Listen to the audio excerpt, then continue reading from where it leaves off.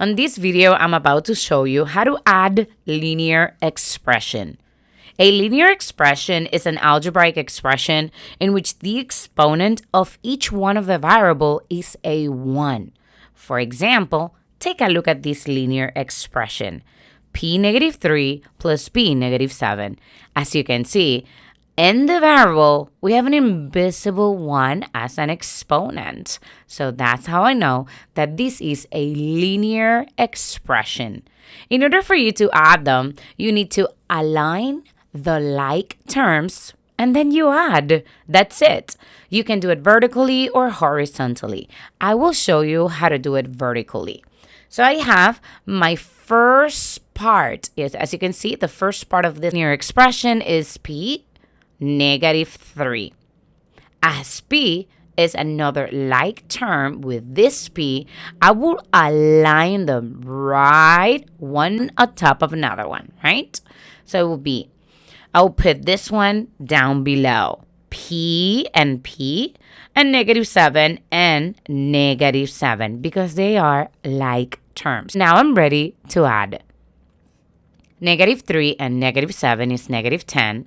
Remember, when they have the same sign, you need to add and keep the sign that they share. But hold on. Do you guys remember that in front of any variable, there is an invisible 1? I hope you do remember. So there's an invisible 1 here, an invisible 1 here. So 1 plus 1 is 2. Positive 2, P. I need to keep the variable as it is. And that's it.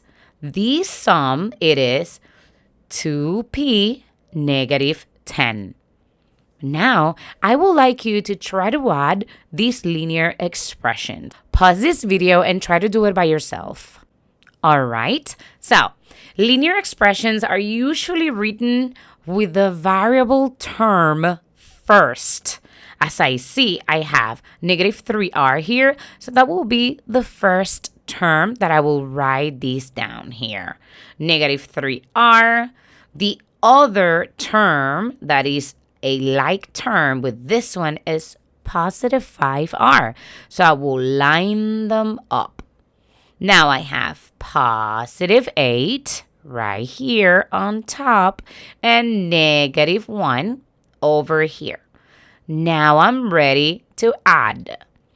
Positive 8 and negative 1, as they have different signs, you need to subtract and keep the sign of the greatest absolute value. So I will actually subtract. 8 minus 1 is 7. Positive 7. Don't forget the sign. Positive 7. Negative 3 and positive 5 are, again, different signs. I need to subtract and keep the sign of the greatest absolute value. So negative 3 and 5 is positive 2r. So this is my final answer. 2r plus 7, that's it. Or 2r positive 7.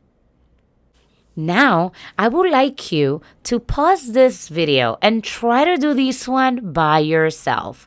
Please notice that maybe the terms are not aligned, so you can rearrange the order to make sure that you align the like terms. All right, so I will use the term with the variable first. Negative h. Another term that is like term with this one is negative 10h. So I'll put it down below. Negative 10h. Here we have positive 4.5 or positive 4 and 5/10. So let me write it down here. Positive 4.5. And another like term is positive 6.5. So I'll write it down below here. Positive 6.5. Now you are ready to add or even subtract because you need to keep in mind what are the signs that they have. Okay? Do not forget about that, please. So let's see. Positive 4.5 and positive 6.5 is equals to positive 11. If you cannot see it, let's do it over here. 4.5 plus 6.5. 5 plus 5 is 10. I'll bring this decimal point down. 6 plus 4 is 10. And 1, 11. So you can represent it like this, or 11.0 is basically the same. Now I have negative h and negative 10h. Remember that in front of any variable, there is an invisible coefficient of 1. Remember that the coefficient is that tiny number in front of the variable. So we have, well, it's not that tiny after all, right? Negative 1h and negative 10h. Same signs. You need to add and keep the sign that they share. Negative 11h. So your final answer is negative 11h, positive 11. How about you try to do this one by yourself? All right. Remember, you need to line up the like terms. We have half k and 1/4 k. I will line them up over here. Then we have negative 3 and positive 3. Do you see how I line them up? I line up the like terms. So here I'm ready to add. I always like to write the fractions in horizontal way. But that is optional, okay?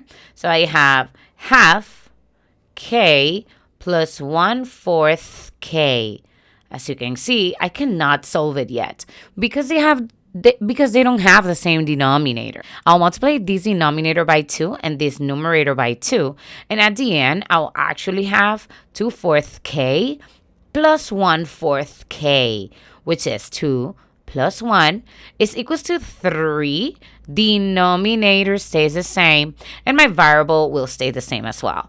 So this is actually 3/4 k. Negative 3 and positive 3 is equals to 0. So it's like you're canceling this down. So my final answer is 3/4 k.